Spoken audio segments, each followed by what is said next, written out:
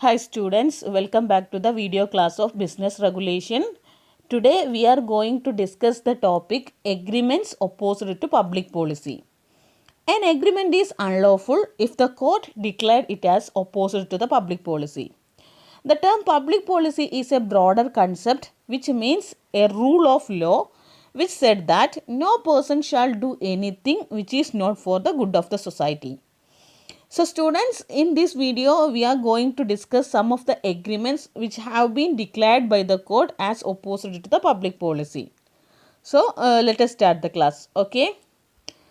So some of the agreement which is opposed to the public policy are agreements for trading with enemy, agreements to commit a crime or to indemnify a person for his criminal act, agreements interfering with the course of justice, agreement for stifling prosecution, agreement of chamberty and maintenance, agreements in restraint of legal proceedings, agreements for sale of public offices and title, agreement in restraint of parental rights, agreement restraining personal liberty, agreements for marriage brokerage, agreement in restraint of marriage, agreement in restraint of trade, agreements to defraud creditors or revenue authority, agreement to create monopoly, agreement not to bid, agreements waiving an illegality, an agreement to influence election to public office.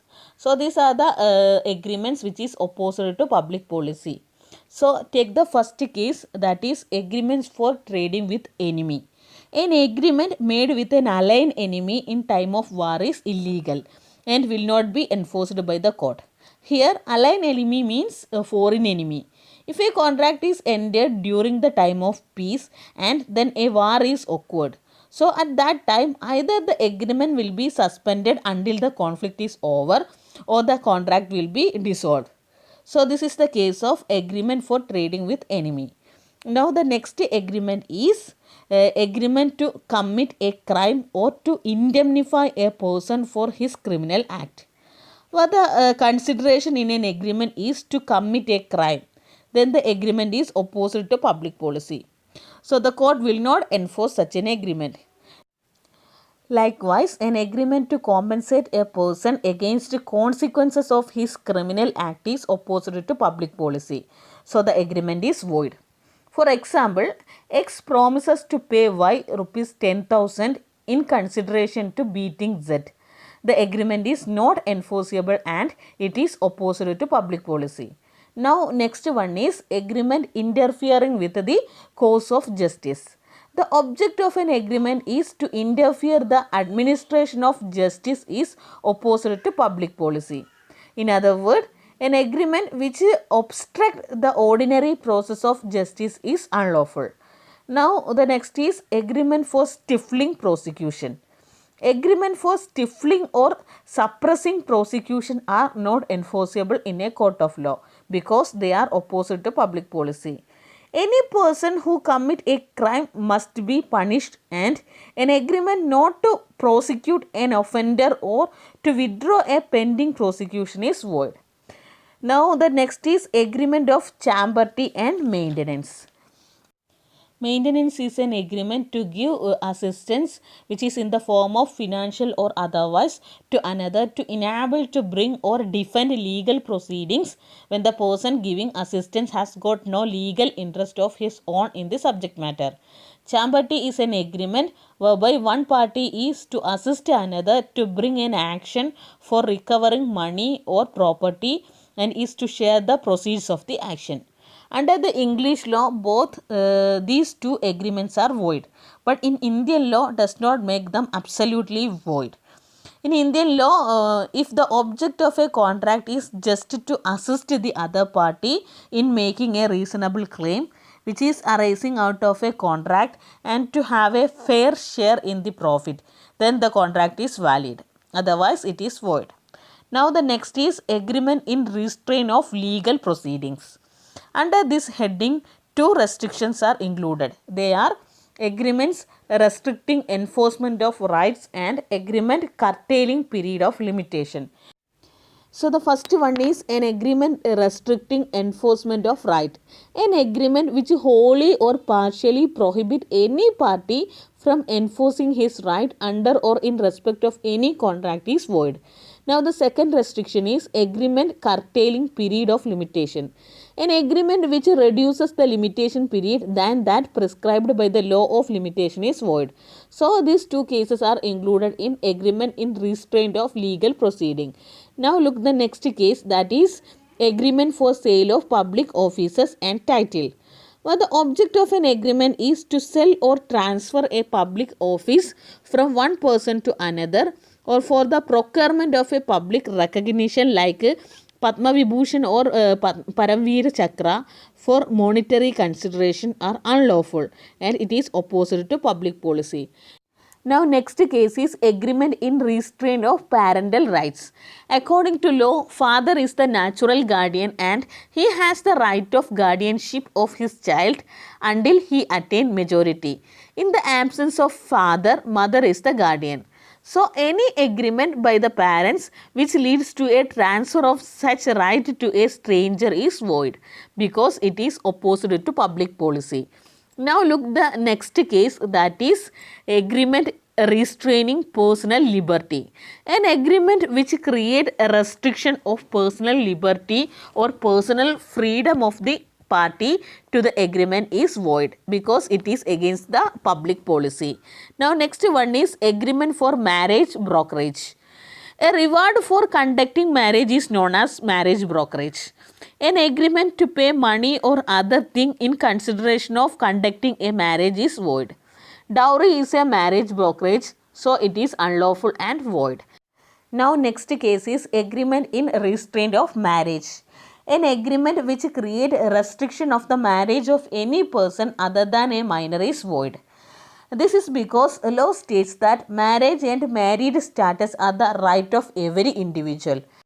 Next one is agreement in restraint of trade. An agreement which restricts the right of a person to engage in any legal trade, profession or vocation is called an agreement in restraint of trade. So any agreement that restrains someone from exercising a lawful profession, trade or business of any kind is void. But there are certain exceptions to this general rule. So now we have a look on the exception to the principle. An agreement in restraint to trade is void. So there are mainly 4 exceptional cases. They are sale of goodwill, partners agreement, trade combinations and service contracts. So take the first exceptional case, that is sale of goodwill.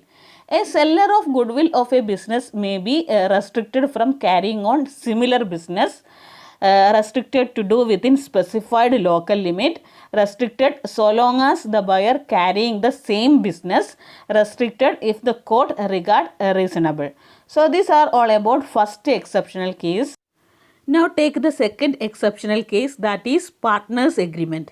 A partner should not carry on any business other than that of the firm when he is a partner.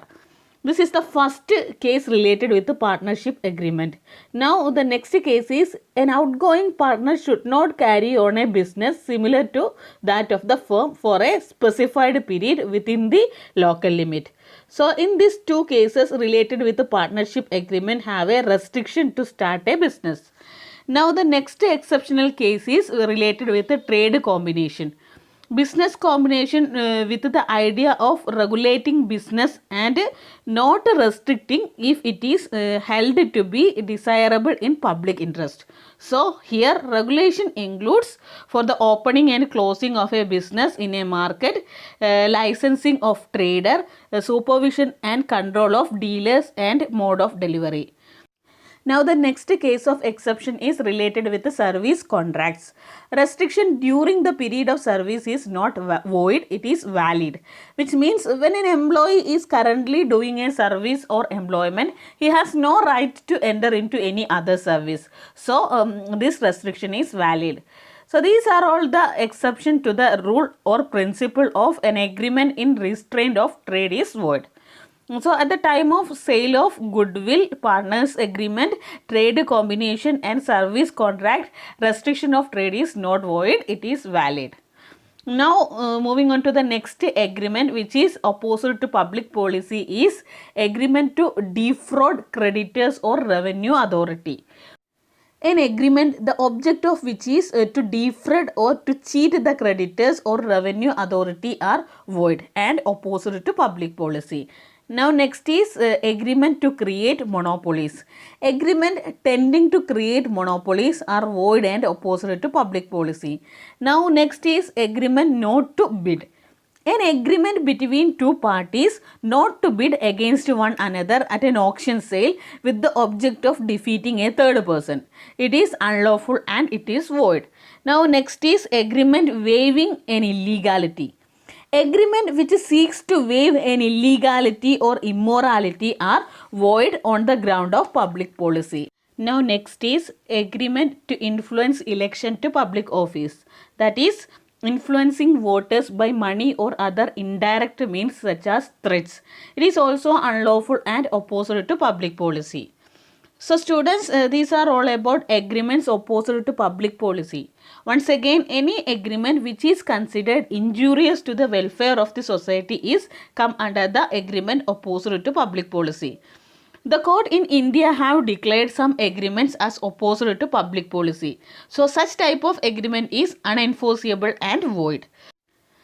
So in this video, we discuss the agreements opposed by the public policy. So the agreements are agreement for trading with the enemy, agreements to commit a crime or to indemnify a person for his criminal act, agreement interfering with the course of justice, agreement for stifling prosecution, agreement of chamberty and maintenance, agreement in restraint of legal proceedings, agreements for sale of public offices and title, agreement in restraint of parental rights, agreement restraining personal liberty, agreement for marriage brokerage, agreement in restraint of marriage, agreement in restraint of trade, agreement to defraud creditors or revenue authority, agreement to create monopoly, agreement not to bid, agreement waiving an illegality, an agreement to influence election to public office. So students, hope you get an idea about all these things. Now look the question which is related with this area, that is what are the agreement opposed to public policy. Briefly explain the various kinds of agreement. Okay students, now we can wind up today's session. So see you in the next class. Till then, bye, take care.